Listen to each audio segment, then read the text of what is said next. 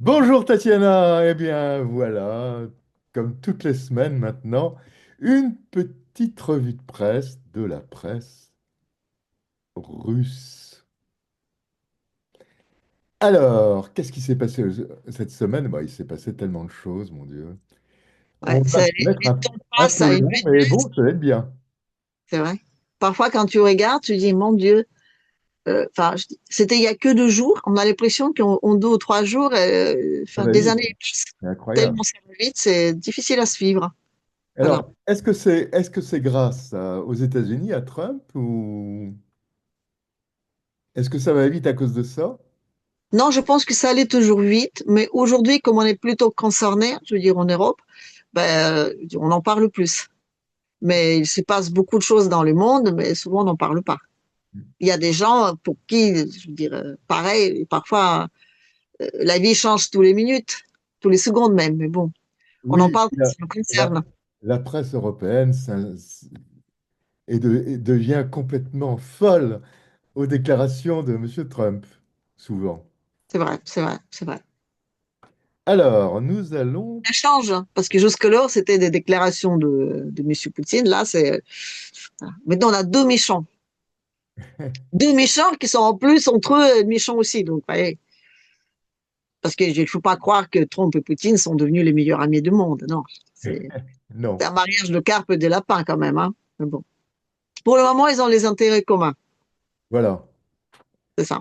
Bah, c'est ce qui compte. C'est comme ça qu'on peut faire la paix, hein. Новое Voilà. задание в Белгородской области. Ей было 35 лет, об этом Témoignage. сообщает пресс-служба Первого канала. Jeune fille, une Анна journaliste. окончила РУДН по специальности. Voilà, une journaliste qui est morte sous le front. Voilà. Identifiée comme une journaliste, donc abattue en connaissance de cause. Et voilà, elle avait 32 ans, je crois. Voilà. Alors, tous les journalistes, tous les médias français qui mettent en avant de dire, voilà, en Russie, il n'y a pas d'égalité entre les femmes et les hommes, Ah il oui, n'y a pas de oui. journalistes Mais femmes et tout. moi, je suis abonné à Reporters sans frontières. Mm. Et rien vu. Ouais. Absolument rien vu. Je n'ai D'ailleurs, pas cette vu semaine-là, il y avait d'autres victimes. Donc, dans la prochaine vidéo, tu vas voir. Donc, il y a d'autres victimes, d'autres journalistes. Donc, il y avait cette jeune fille qui était abattue par un drone. Et il y a une voiture, donc pareil, identifiée comme voiture de presse, où il y avait donc deux journalistes et les chauffeurs qui sont qui ont été morts aussi. tués. Et d'ailleurs, Kalakalas a dit officiellement qu'il n'y a aucun journaliste mort russe sous le front. Voilà. Donc, Et franchement, là, ce qui est incroyable, c'est que c'est le travail de Reporters sans frontières, parce que Reporters sans frontières, comme son nom l'indique, devrait s'occuper des journalistes russes autant que les journalistes occidentaux. Et là, c'est Motus. C'est Motus depuis le début de la guerre. C'est incroyable quand même. ils doivent être considérés comme des propagandistes et pas des journalistes. Voilà. Là, Voilà. c'est deux autres journalistes et leur chauffeur qui étaient pareil abattus dans la même semaine. Voilà, le jeune homme.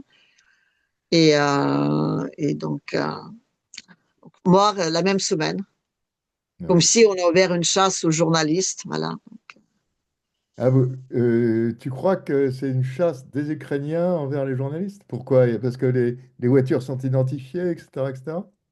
Oui, dans le cas de ce journaliste qu'on voit ici, ils étaient donc dans une voiture identifiée comme presse, Mhm. abattus voilà, donc, abattus par un Bon. drone qui voyait très bien qu'il tapait sur une voiture de presse, tout comme la jeune fille. Donc, je dis, ils ont identifiés comme tels, voilà.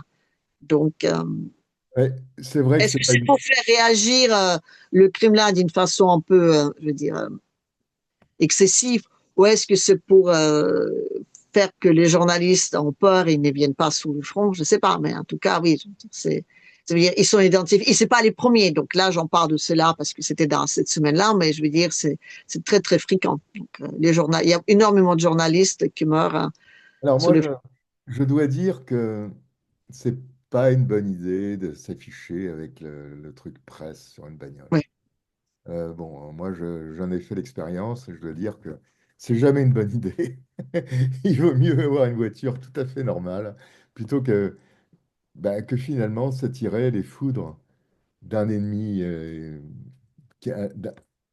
d'hommes qui sont de l'autre côté qui se disent, ah, des journalistes. on va on va les allumer. Ouais, moi, je crois que de toute façon, c'est pas une bonne idée. Mais Écoute, de bon, toute façon, enfin, quoi que tu fasses, ce qui est encore une fois, le déjà problème, de voir c'est que ces jeunes, je me rappelle très bien que il y a un an, un truc comme ça, je pense un an, il y a eu un journaliste français qui a été tué un an et demi, qui a été tué en Ukraine, et là, on a dit c'est un crime de guerre. Bon, oui. alors que là, bon, il n'y a rien, là. Donc là, on est à l'intérieur d'un sous-marin. À l'intérieur d'un sous-marin donc, qui vient d'être mis à l'eau, le nouveau sous-marin nucléaire Уважаемые russe. товарищи, добрый вечер. Et Рад вас donc, всех c'est un, приветствовать. on va dire, un T, on appelle ça comme ça, entre donc président Poutine et les gens qui travaillent justement sur ce sous-marin-là avant qu'il reparte dans la mer. Alors là, Et M. c'est Poutine profite de cette, on va dire, de cet échange avec des journalistes pour passer quelques messages, on va dire, aux autres, là, aux gentils, comment dire, de notre camp, voilà, l'Occident. C'est alors, toujours ça. qu'est-ce qu'il a passé comme message? Ben, et là, surtout, les messages, à mon avis, celui qui est le plus cité, c'est ben, les élections en Ukraine. Enfin, je veux dire, comment faire pour rendre tout ce petit, on va dire, bazar un peu légitime? Parce que, comme elle dit, aujourd'hui, les présidents n'étant plus légitimes, le Rada, donc leur parlement n'est plus légitime, le juge qui prolonge tous les 3 mois, donc les situations de guerre n'est plus légitime. Bref, il dit, aujourd'hui, il n'y a plus une seule personne qui est légitime parce que toutes les personnes qui sont nommées aujourd'hui, je veux dire, tout ce qui est signé, il insiste sur le fait que tout ça, c'est pas légitime. Ce que nous mène aussi, on va dire, au sous-entendu que tout ce qui est donc été signé comme les accords, surtout avec des Britanniques, Ouais. sont pas légitimes puisqu'ils étaient signés par l'équipe en place qui n'est pas légitime. Mais ça, c'est mon interprétation, mais enfin, c'est toujours un peu en trame. Voilà. Et en parlant des élections, il dit que ben, aujourd'hui, c'est pas ce qu'il dit, mais en tout cas, il est impossible aujourd'hui d'organiser les élections dans un pays dans lequel donc il y a plus d'opposition, tous les frontières sont fermées, les chaînes d'information, il y en a très peu, ils sont sous total contrôle donc de gouvernement, si on peut appeler ça comme ça, et tous les hommes, enfin je dis tous les hommes sont armés. Donc aujourd'hui, c'est de parler des élections justes et libres, c'est impossible. Donc, il a proposé d'organiser une espèce de, comment dire, gouvernance externe de ce pays avant de, on va dire, de le purifier. Voilà. Bien sûr, tout le monde crie déjà au scandale, ça va. Mais il a bien précisé que c'était la chose qui était déjà faite, notamment avec Yougoslavie, à l'époque où justement on a essayé de la démocratiser. Voilà. Donc, vous voyez, je dis, d'un côté, c'est bien, dans l'autre côté, on va dire qu'on est scandalisé. Mais c'est un peu de ça dont il parle. Il parle aussi, ça va de soi, donc de fait que ben, la Russie a besoin de se défendre parce que elle a besoin de se défendre et d'avoir une armée, on va dire, technologique forte parce qu'il y a très peu d'hommes et les frontières sont très, très grandes. Voilà. Donc, D'accord. Et alors, la réaction de la presse occidentale à cette proposition, c'est terminé. Il y a pas de, il y a une réaction complètement. On dit non, non, c'est hystérique, pas possible. hystérique, voilà, hystérique. Voilà. Euh, c'est une proposition qui en Russie retient l'attention? Oui. Euh, non, je pense pas. Je ne pense pas parce que c'est vraiment quelque chose qui était adressé à l'extérieur. Les Russes, ils ont beaucoup plus la problématique d'arrêt de combat, d'arrêt de guerre, de dire quand est-ce qu'on va commencer à, on va guillemets, de vivre ensemble et comment est-ce qu'on va justement faire pour vivre ensemble. Voilà. Donc on est beaucoup plus dans une, comment dire, dans une réflexion d'après-guerre, mais beaucoup plus pratique. Voilà. Oui, d'accord. Oui. Euh, Euh, Trump n'a pas commenté, en fait. je crois pas. Je crois pas. Encore. Mais de toute façon, Trump, l'Ukraine, je veux dire, tant qu'il peut toucher son argent, il s'en fiche pour le reste. Voilà. Et la guerre, je dis aujourd'hui, le conflit de Trump, le plus important, c'est pas avec des Russes, c'est surtout avec, on va dire, la Grande-Bretagne et ses, comment dire, ses acolytes, l'Europe. Oui, Et c'est commence à être plus en plus visible aujourd'hui. Qui c'est qui dirige réellement, je veux dire, dans le monde européen? Macron en particulier aussi. Ouais, Macron, je veux dire, c'est le bras droit de l'Angleterre, enfin, de la Grande-Bretagne. On va Ouais. dire de la City. Donc la City, Ah, c'est une petite il essaye d'exister, dans le il essaye hein? d'exister. Il essaye d'exister. Mais il y Bah, arrive, elle fait pourquoi elle est payée. Et ouais, c'est vrai que, bon, il essaie d'exister. Enfin, tout simplement. non, mais il est pitoyable. Mm. Mais bon. Il est pitoyable, mais tout le monde le soutient. Donc, comme quoi, je veux dire, on est presque autant, on va dire, c'est presque une, l'opposition française, elle ressemble un peu à la position à Zelensky, quoi. Tu dis, ou elle est inexistante, ou elle est tout achetée. Mais bon, ça. C'est en Ukraine, donc c'est les publicités ukrainiennes. Donc, justement, pour motiver les jeunes hommes à d'aller, donc, on va dire, mourir sur le front, voilà. Donc, l'une d'elles, c'est l'expliquer que pour la somme d'argent que chaque Ukrainien pourrait donc toucher s'il va donc aller se bagarrer contre des méchants russes, pourront acheter, attention, 15 000 burgers. Alors, ils n'ont pas dit s'ils pourraient acheter autre chose avec, mais voilà. Donc, non, ben, c'est pour motiver des jeunes, vous voyez, je veux dire, on met en avant le fait que vous pouvez acheter 15 000 burgers avec la somme d'argent qui vous sera donnée. Donc, si vous allez, donc, pendant un an, donc, si vous allez vous engager sur le front. Alors, il paraît que ça pose des problèmes sur les soldats qui sont déjà sur le front et qui disent, bah, non, alors, on touche rien.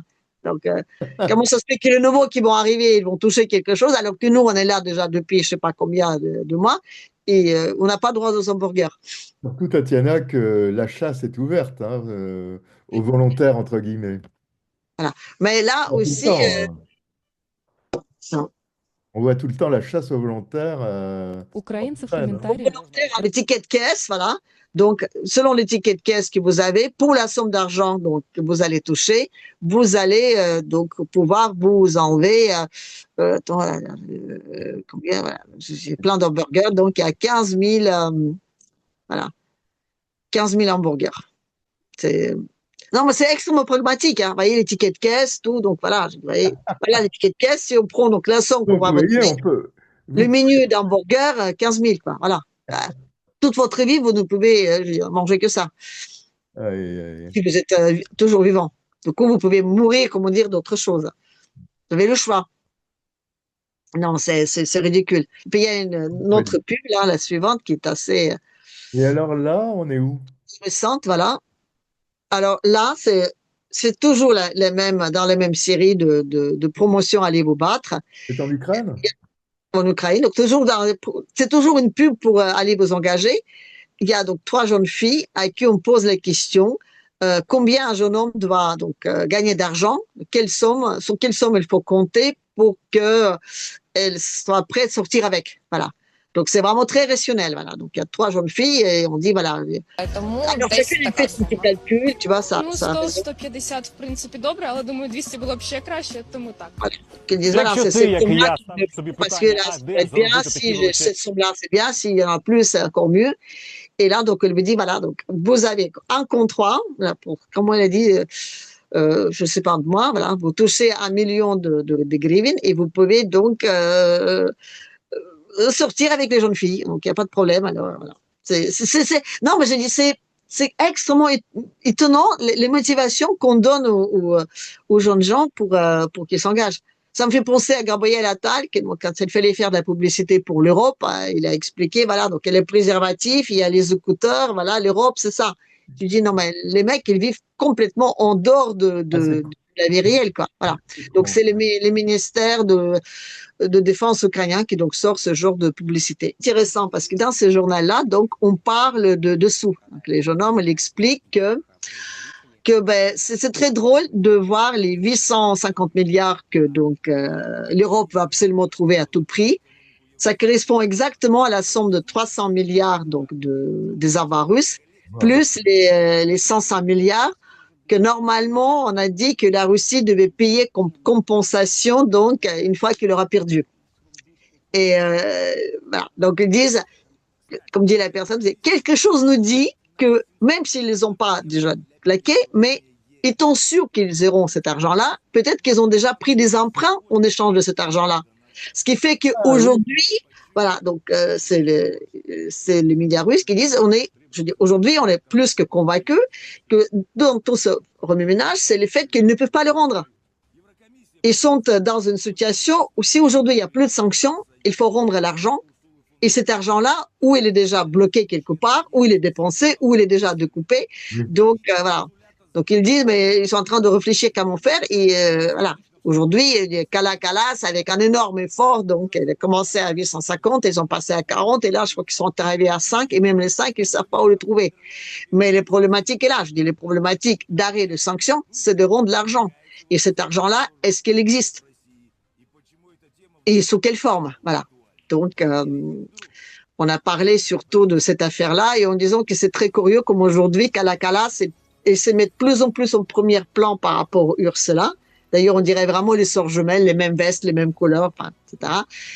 Comme si, je veux dire, on a mis quelqu'un sur le bouton que s'il faudra faire sauter quelqu'un, on fera plutôt sauter Kala parce que l'autre, comment dire, il est plus à l'ombre. Mais voilà, les Russes, justement, ils sont en train d'expliquer. De toute façon, on sait très bien que cet argent-là, on va jamais le récupérer.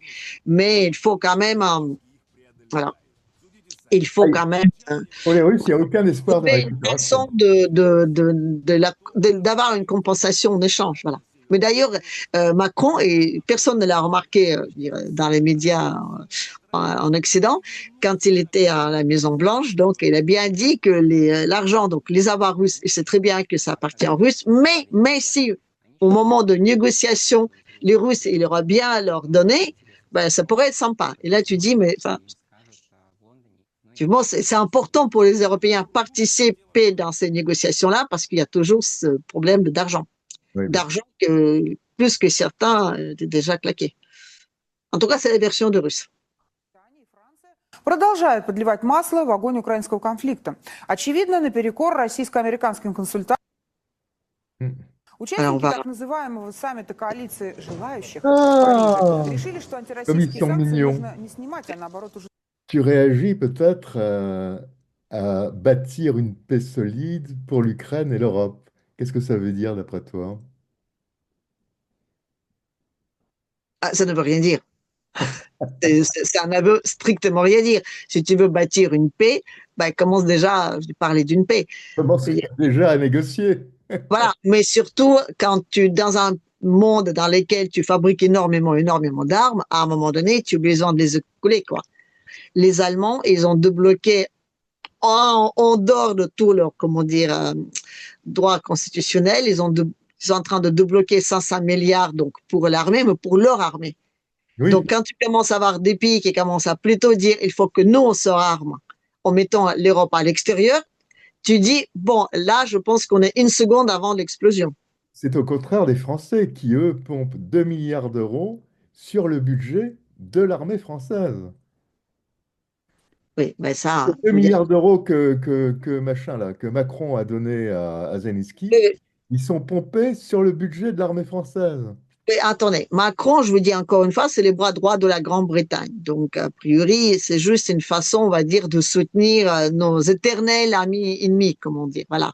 Les Allemands, ils sont beaucoup plus pragmatiques, donc ils se disent, non, il faut qu'on pense à notre armée à nous. Et je pense aussi que les meilleurs amis du monde, encore une fois, peut-être un jour, vous savez, on va se retrouver comme d'habitude, dans un petit espace avec très peu de ressources, avec des gens qui s'adorent tellement qu'ils partent des langues, je veux dire, extrêmement, je veux dire, différents, alors qu'ils vivent vraiment côte à côte. La probabilité que, je veux dire, prochainement, ça peut exploser entre la France et l'Allemagne, il est assez forte. Donc, voilà. En tout cas, l'Europe, là, aujourd'hui, elle est je veux dire, un demi-pas de l'explosion. C'est une évidence. D'ailleurs, c'est ce qu'ils disent tous les Russes. Enfin, on va dire, tous les géopolitiques russes aujourd'hui, ils ne disent pas que l'Europe va ou pas imploser, et ils disent quand, voilà. Ils sont pas d'accord sur les dates. Enfin, en tout cas, a priori, ils pensent que c'est plutôt en 2025, mais il y en a qui disent en printemps, il y en a qui disent en automne, il y en a qui disent peut-être qu'à la fin de l'année. Mais voilà. On n'est surtout pas d'accord sur le date, mais tout le monde sont d'accord sur le fait que ça va imploser. Que l'Europe va exploser. Et que peut-être pour ça qu'on met en avant des personnes, on va dire, éjectables facilement, lesquelles vont peut-être payer les pots cassés, et toutes les personnes importantes, plus en plus, on les enlève. Pardon. On continue, voilà, c'est un peu la suite d'échanges et des accords entre Trump et Poutine. On continue gentiment à taper sur l'infrastructure énergétique russe. Voilà. Donc, c'est ce qu'il nous annonce, la jeune fille, en disant, voilà, malgré ces annonces, malgré ces, comment dire, accords, une station gazière à Soudzhan, donc, sur laquelle on a tiré. Alors, ce qui est intéressant, si tu peux faire un arrêt sur l'image, Là, donc, on dit que tous les tirs aujourd'hui sur l'infrastructure énergétique russe sont faits avec les satellites français. Il n'y a plus les satellites américains. Donc là, on dit qu'on a quand même des preuves comme quoi ça passe par les satellites français et que l'ordre et le choix de sur quoi on va tirer vient de la Grande-Bretagne. Voilà. Comme quoi, je veux dire, on peut toujours dire tout ce qu'on veut. La France et la Grande-Bretagne sont quand même sacrément impliquées dans cette guerre. Et c'est pas la première fois, donc les derniers tirs, je crois, qui étaient hier ou avant-hier, je me rappelle plus sur quoi, c'était la même chose. Donc on dit, c'est fait toujours avec les satellites français et avec des ordres et des armes. Oui, il y a eu des tirs également sur les aéroports russes, je crois. Voilà, ben, c'est aujourd'hui donc tous les tirs qui sont faits, en tout cas sur le territoire russe et l'infrastructure de russe, c'est donc avec les satellites français. Malgré le fait que Trump et Poutine ont changé, donc signé un accord, comment dire, l'Europe et l'Ukraine ne tiennent pas. Donc je pense que l'accord sur la mer Noire, ce sera la même chose, quoi. Je pense que ça tiendra pas. Tatiana, est-ce que tu crois que si la guerre s'arrête, est-ce que tu crois que la Russie et l'Europe vont pouvoir se réconcilier? Je pense que l'Europe n'aura pas le choix.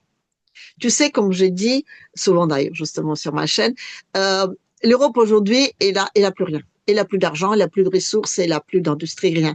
À un moment donné, elle aura besoin d'avoir, comment dire, un grand frère qui pourra prendre soin d'elle. Et les États-Unis aujourd'hui, voilà, de la de l'as. Donc forcément, l'Europe n'aura pas le choix que de rentrer dans les zones d'influence russe, quoi.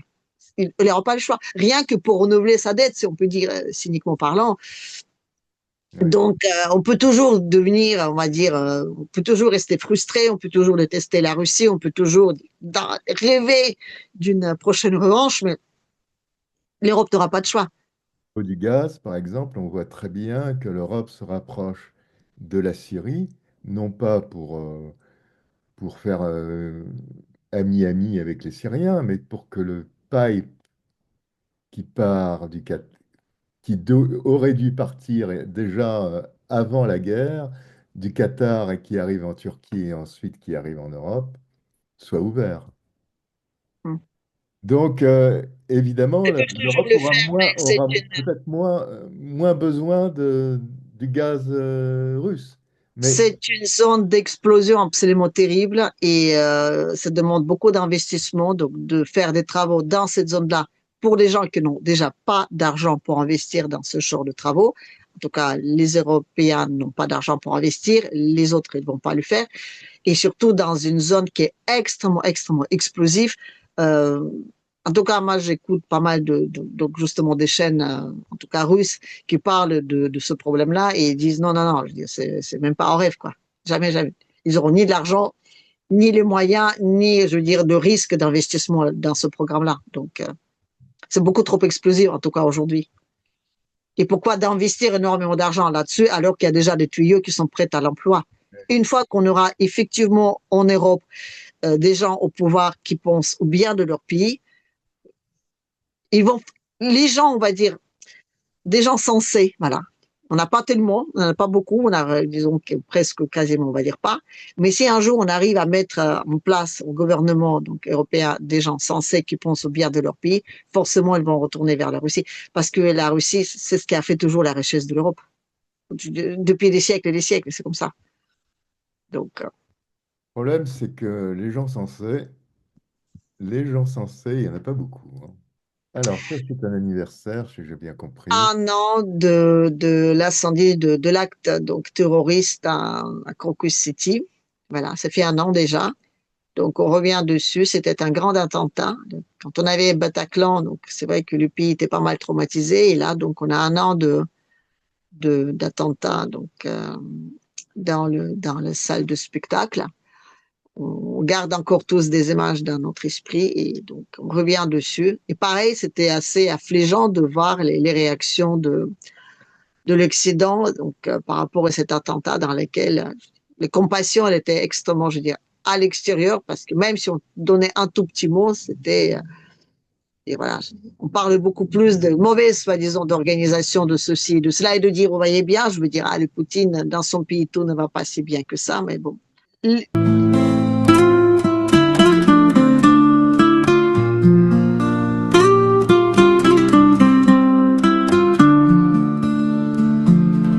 Там, где взрывы растут, Si vous voulez как из donner дыма moi, je цвет. pleurer direct. Je veux dire, moi, tu me donnes 3 secondes, je pleure hein, en écoutant.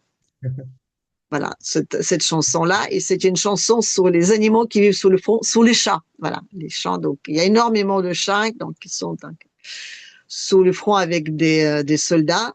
Et c'est extrêmement, on va dire, il est prouvé que les chats, en tout cas sous le front, ils sont très apaisants. Ils permettent aux soldats de se recontacter avec la vie, on va dire. Il y avait même ils ont même essayé avec des jeunes délinquants qui étaient en prison, pas en prison, mais dans les camps, on va dire, de rééducation, de leur donner à chacun un petit chaton pour justement ils vivent avec, qu'ils apprennent à s'occuper de ce petit chaton. Donc, c'était très mignon. Donc, ils sont chaque matin donc à l'appel avec chacun leur petit chaton. Voilà. Donc, les chats, les soldats même, ils disent que pour eux, c'est indispensable. C'est quand on sort le soir de combat, quand on se pose et quand vous avez un chat qui vient ronronner sur vous, c'est indispensable. Voilà. Donc, c'est les chats sous le front. Il y a des chiens mais qui travaillent, mais les chats, donc sous le front, c'est chaque régiment a un chat ou voire plusieurs parce que voilà, ça disent que c'est pour l'équilibre mental, c'est indispensable. Voilà. Все прочь, он в разведке живет. Рыжик хитрый село, по тропинке бежит. Кто хозяин его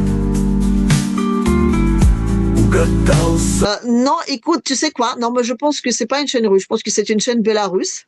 Ah oui, oui, c'est la chaîne Bélarus en question. Voilà, Oui. donc là, on passe dans les informations. Donc, on a une partie directe. Donc, c'est des annonces, on va dire.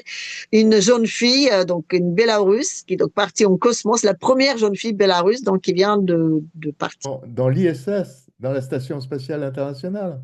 Oui, je crois. Voilà. Donc, je crois. Avec tout le monde, en fait. Là c'est une réunion de Français, d'Américains, de Tout ça. Voilà, donc on la voit ici. voilà.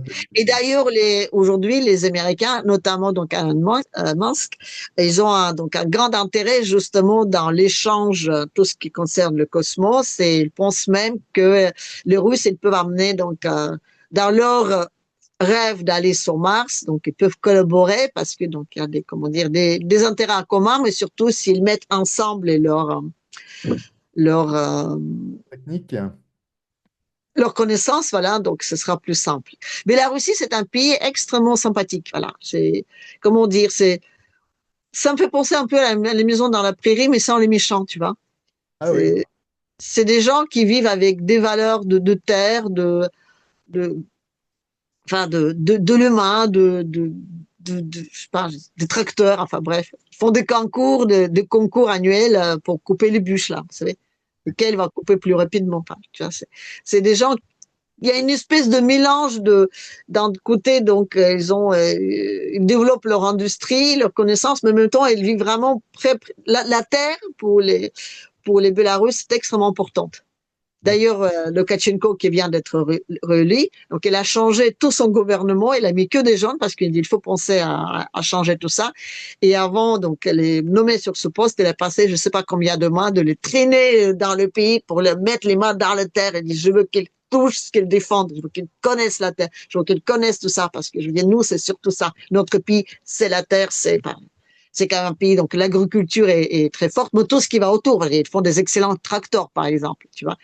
Oui, et développe. Moi, ma maman, elle a une télé que j'ai achetée quand je suis allée en Russie donc la dernière fois, qui est entièrement bélarusse, voilà. Ah oui. 100% faite par la Bélarussie. Ils développent vraiment, vraiment leur industrie. Et d'ailleurs, justement, ces deux pays satellites, et ce qui est intéressant, c'est qu'ils disent que si demain le monde s'écroule, eux, les deux, dans leur, on va dire, ils peuvent vivre en totale autarcie. Peut-être que moins bien, mais aujourd'hui, en tout cas, la Biélorussie, elle peut vivre en totale autarcie. La Russie aussi. Ensemble, donc, finalement, ils mettent leurs liens en commun et disent, c'est l'union qui fait force, mais surtout, ce qui est intéressant, c'est que grâce aux sanctions, justement, ils ont su développer donc leur souveraineté, en tout cas économique, et d'une façon absolument formidable. Ouais, Tatiana, qu'est-ce qui se passe là? On remet une croix orthodoxe, donc les soldats russes. Voilà. C'était donc une croix qui était dans l'endroit, à la frontière entre les Russes et les Ukrainiens. Donc, c'est toujours territoire russe, mais juste à la frontière, les frontières que le Russe donc va Ouais. récupérer. Et c'est vrai qu'aujourd'hui, c'est assez étonnant comme l'Église orthodoxe russe est persécutée. Mais elle est persécutée donc quand les soldats ukrainiens sont donc sur le territoire russe, là c'est complètement, je veux dire, c'est les crimes de guerre totale. Mais même à l'intérieur du pays, donc tout est fait pour que les deux églises soient rompues. Il y avait même un décret présidentiel comme quoi donc Noël n'allait plus être fêté à la mode orthodoxe russe, mais à la mode catholique. Comme quoi, voilà, on est donc occidental, européen, civilisé, et donc on fête Noël à une autre date. Et c'est même interdit, donc les gens qui essayent de les fêter à l'ancienne date orthodoxe peuvent être persécutés. C'est quand même assez ahurissant, mais voilà. Il y a énormément de mariages même qui sont faits entre les Ukrainiens et les Russes. Il y a énormément de familles qui sont liées. Il y a des liens. Je veux dire, c'est même pas les peuples frères, c'est le même peuple. Donc, Et d'ailleurs, je veux et dire, comme l'Ukraine, dans toute guerre civile, il y a des drames épouvantables, non, évidemment. c'est pour ça aussi la guerre qui se passe aujourd'hui en Ukraine, elle est, comment dire, elle est menée avec les pincettes, même si on nous explique le contraire en Occident. Mais si on compare avec d'autres guerres, il y a très peu de civils morts, enfin, je dis du côté ukrainien. Les Russes, ils mènent une guerre avec une population avec laquelle ils pensent de vivre par la suite. Donc, c'est vraiment pas évident. Tandis que du côté ukrainien, je veux dire, ils comptent sur une rupture totale. Donc, on ne joue pas avec les mêmes armes. C'est un peu compliqué. Est-ce que tu connais ça, le Gagaouzi? Non, pas du tout. Qu'est-ce que c'est? Ben, je connaissais pas non plus, voilà. Donc, au début, je me suis dit même, c'est pas possible, c'est quoi cette chose? Ben, c'est une région, donc une région en Moldavie. Voilà, donc on connaît beaucoup, on parle beaucoup de Transnistrie, mais il y a aussi donc la Gagaouzie, qui se trouve juste, on va dire, il y a la Moldavie et à la frontière avec l'Ukraine, mais vraiment le petit, comment dire, un petit appendicite qui mène vers la mer Noire. Donc, il y a la responsable de cette région, donc c'est une jeune fille qui est mise en prison aujourd'hui, voilà, par Maya Sandu. Donc, elle allait à l'aéroport. Donc, c'est une opposante, on va dire, voilà. Et il y a pas mal de gens en Moldavie qui la soutiennent en prévision des prochaines élections. Donc, cette jeune fille était arrêtée à l'aéroport. Ou des élections, sont des élections présidentielles ou des élections législatives? Oui, législatif, et donc elle a énormément. Disons elle est dans une région qui est pro-russe. Donc forcément, voilà, et il est juste à la frontière avec. Je trouve qu'il y a deux territoires qui sont à la frontière avec l'Ukraine. Donc il y a la Transnistrie, il y a donc de Gagaouzie. Bon, tu sais, en Moldavie aujourd'hui, enfin, il y a Maya Sandu là, les derniers mois, elle a suspendu 16 chaînes télévisées. Chaîne. Donc, on en a une, donc on essaie de, on va dire, Combien? déjà, mais pas tout le temps. Il y a sept chaînes officielles donc, qui étaient arrêtées. Donc, elle est, on va dire, totalement, je dis, cette jeune présidente, on va dire, elle a peur de strictement de rien. Alors, donc, on a les manifestations en Moldavie contre l'arrêt de cette jeune fille. Je suppose que personne n'en a entendu parler. Non. Voilà. Et Maya Sandu, rien ne l'arrête. C'est une vraie démocratique. Voilà, comme on dit. Déjà, je dis, ces élections à elle, c'était quand même limite. Mais bon. En prévision de fait qu'a priori, les mécontentements contre elle aujourd'hui dans le pays montent plus en plus, elle essaie d'enlever petit à petit toutes les personnes qui peuvent présenter pour elle un danger. Voilà. Donc, cette jeune fille, y compris. Donc, c'est un petit peu comme en Roumanie, c'est la même chose. C'est deux pays qui sont aujourd'hui extrêmement importants. Donc, il faut surtout pas que le gouvernement, on va dire, je parle même pas de gouvernement pro-russe, mais en tout cas, les gouvernements non pro-otaniens se mettent en place. Donc, comment est-ce qu'on va donc établir la paix enfin en Ukraine, hein, si on ne met pas les armées de l'OTAN dedans? Enfin, pardon, pas l'OTAN, on va dire les armées de la bonne volonté. Voilà. Bonne volonté de l'OTAN. Mettons-en un peu de bonne volonté dans une guerre, s'il vous plaît. Alors, Bref. quoi retenir de cette semaine? Qu'est-ce que tu retiens de principal? Le principal pour moi, ce sera le vu de comment est-ce que l'Europe aujourd'hui, aux yeux de Russes, se présente. Il y a 3 ans, l'Europe, elle faisait encore rêver. Il y a beaucoup de gens qui disaient non, bah, écoutez, on peut trouver un compromis avec eux. Voyez. Les gens ne voulaient pas croire dans le fait que l'Europe nous ment, nous trahit, enfin, qu'elle n'est pas très gentille avec. Aujourd'hui, c'est vrai que l'Europe est âgée de telle sorte que ça crève les yeux, quoi. Et ça joue énormément, on va dire, dans une politique pro-poutinienne, on va dire. Voilà, il y a plus en plus de gens qui ouvrent les yeux. Donc, ce qui se passe en Europe aujourd'hui, ça montre non seulement russe, au monde entier, quoi. Voilà, il ne faut pas oublier qu'aujourd'hui, ce qu'on a dit, l'Occident collectif, ça reste une toute petite partie, duquel en plus un gros morceau se décolle. Donc, je parle des États-Unis. Donc, c'est vrai que c'est, comment dire, c'est un rat qui est mis, un rat, donc un animal qui est mis dans un coin et qui est en train de courir dans tous les sens et faire beaucoup de misère parce qu'il sent qu'il est à fin de vie. Donc aujourd'hui, voilà, quand tu vois tout ce qui se passe dans tous ces pays-là pré-frontières, donc que ce soit la Serbie, que ce soit la Hongrie, que ce soit, on n'en parle pas, mais les gens sont, même en Pologne, il y a énormément de manifestations, quoi. Et on parle même pas de République baltes parce qu'il y a une énorme opposition d'ailleurs aussi à tout ce qui se passe. Donc il y a énormément de blogueurs qui parlent mais même, qu'est-ce qu'on sait on n'entend que parler des hommes politiques de ces pays-là. On n'en parle jamais de la population. Jamais. On ne sait pas ce qu'ils veulent réellement. Tout comme les Ukrainiens, on ne sait pas ce qu'ils veulent. Et il y a énormément d'Ukrainiens aujourd'hui qui attendent l'armée rouge, qui se planquent et qui l'attendent.